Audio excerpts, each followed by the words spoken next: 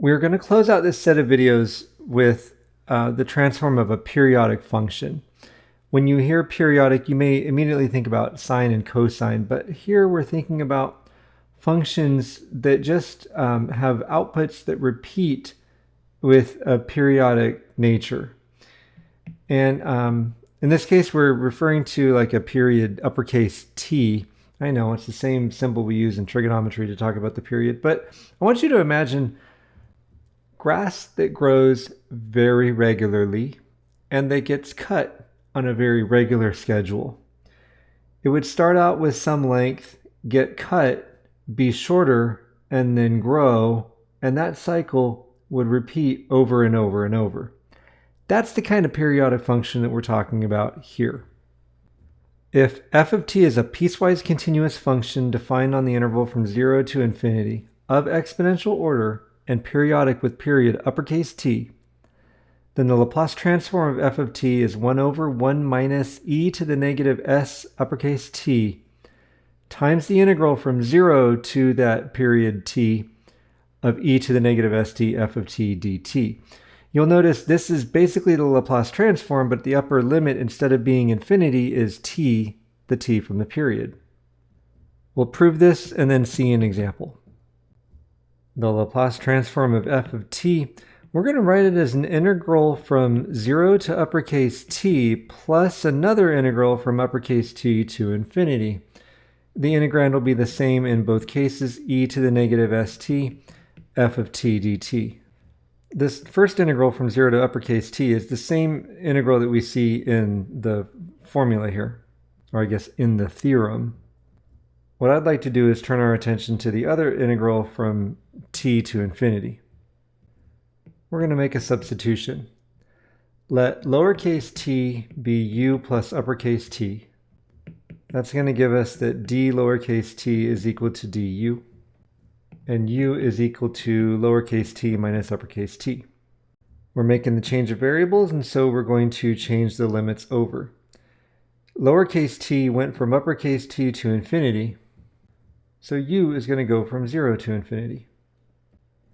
That blue integral from t to infinity of e to the negative st times f of t dt with this substitution becomes the integral from 0 to infinity of e to the negative s times u plus t f of u plus t du, and those t's are uppercase.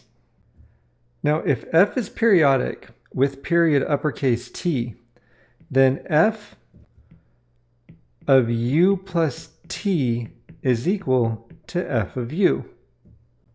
For this, made me think about the sine function, periods 2 pi. I know, I said that's not what we're working with, but it'll just help convince you that that equation is true. This integral then becomes e to the negative s uppercase t, which is constant with respect to u, times the integral from 0 to infinity of e to the negative su times f of u du. Well, that's exactly e to the negative s uppercase t times uppercase f of s. Going back to the first line that we wrote in this proof here, Laplace transform f of t is equal to the integral from 0 to uppercase t of this blue integral. We just figured out that blue integral is e to the negative st f of s. Therefore, the equation then becomes the Laplace transform of f of t is equal to the integral from 0 to t of e to the negative st times f of t dt plus e to the negative s uppercase t of the Laplace transform of f of t. Well, we've got Laplace transform on both sides of this equation. We can combine them onto one side by subtracting and then factor that out. We end up with the Laplace transform of f of t times 1 minus e to the negative s uppercase t is equal to the integral from 0 to uppercase t e to the negative st f of t dt. I know, it's a lot of t's. But we can finish this by writing down that the Laplace transform of f of t is then equal to 1 over 1 minus e to the negative s uppercase t times the integral from 0 to uppercase t e to the negative st f of t dt as expected. Let's use this. We've got a periodic function. We're going to find the Laplace transform of it. The function's a triangular wave. And what you see is it's a bunch of line segments from the origin to the point 1, 1, and then back to the point 2, 0 and the t-axis, and then from 2, 0 up to 3, 1, down to 4, 0, up to 5, 1, and so on. This function is this like triangular piece repeated over and over and over, and that's the periodic nature of this thing. We can see that this periodic function has a period of t equals 2, because that's how long it takes to go through one cycle from the t-axis up to 1 and then back to the t-axis. However, one cycle is actually piecewise defined. From 0, 0 to 1, 1, we have y equals t. From 1, 1 to 2, 0, we have y equals 2 minus t.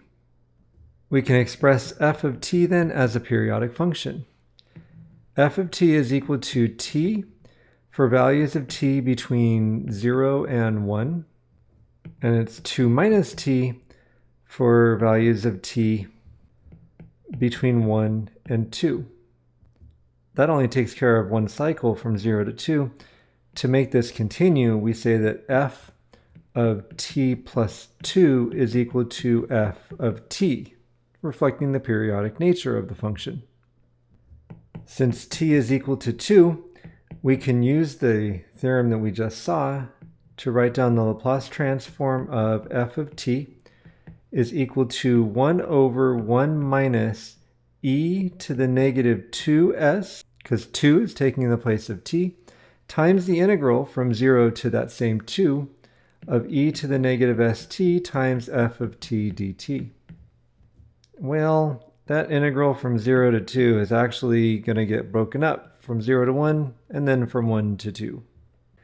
This is then equal to 1 over 1 minus e to the negative 2s times the integral from 0 to 1 plus the integral from 1 to 2. In the integral from 0 to 1, we have e to the negative st times t dt. In the integral from 1 to 2, we have e to the negative st times 2 minus t dt. Now this is going to require two occurrences of integration by parts, not sequentially one after the other, but side by side. For both of these, I would say that dv is e to the negative st dt. For the first one, I'd say that u is t. For the second one, some people would distribute the e to the negative st and like do that twice, and I wouldn't do that. I would just say that u is equal to 2 minus t. I'm going to skip some details and just show you how this actually cleans up, because it's kind of cool. Once you've run integration by parts and evaluated for all the limits of integration, something's going to subtract out, and then you're going to end up with 1 over 1 minus e to the negative 2s times the quantity of 1 minus 2e to the negative s plus e to the negative 2s. All of that times 1 over s squared, because you'll see you have a factor of s squared in all of the denominators. If you'd like to, I encourage you to pause it here and get to this point. I'm going to continue. The denominator 1 minus e to the negative 2s factors into 1 plus e to the negative s times 1 minus e to the negative s. The parenthetic quantity 1 minus 2e to the negative s plus e to the negative 2s factors into 1 minus e to the negative s squared. And then we also have this factor 1 over s squared. And we can see that one factor of 1 minus e to the negative s is going to divide out, giving us a final answer that the Laplace transform of f of t is 1 minus e to the negative s divided by s times the quantity of 1 plus e to the negative s.